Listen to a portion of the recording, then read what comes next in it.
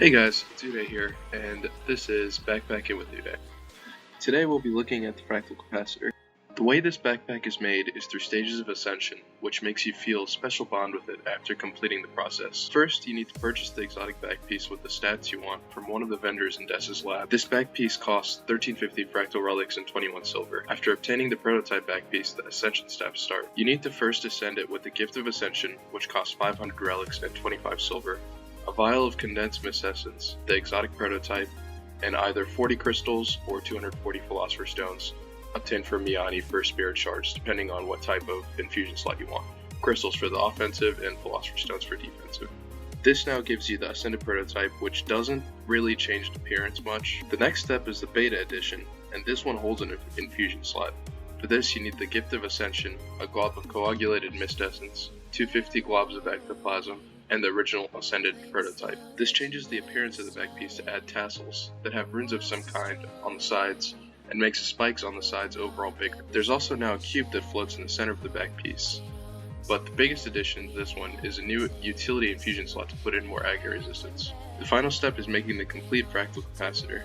This requires a shard of crystallized mist essence, a gift of ascension, 250 globs of ectoplasm, and the beta infused back piece.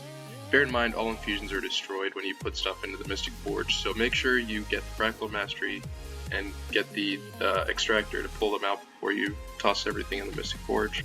This is a purely aesthetic upgrade on the back piece, but it's simply stunning. The final back piece has crystals on the left hand side, and it contains two large crystals placed together and another few surrounding the larger pillar type crystals. The crystals connect to the outer ring of the capacitor, which travels all the way around and finally joins with the inner ring, where the break in the ring is contained. The crystals become slightly deformed.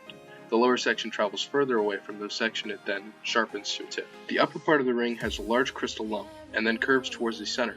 The center section rounds and has a lot of cracks in the rocks, which have large blue veins running throughout. In the very section, the capacitor contains a cube in the direct center, and it makes this light effect that's really full of particles. Connecting the ring of rocks is a black band that contains a line effect that has small squares and continues around the full outside. The lower part to this contains two rags. The larger one contains a small scroll work found on the ring, but this time in two lines that run down to where the rags start to become ragged. On the outside it has a silver strip. The smaller one is identical to the larger one, just with a single line of scroll work. This backpack feels amazing once you finish it, and with the time taken to make it, finally feels as though you've made something special. This has been a look into the Fractal Capacitor, and now with the legendary one out as well, that's craftable. Is this one still worth the time? Let me know what your thoughts are and your favorite backpacks that you want to see in the show in the comments down below. And as always, may your games be great.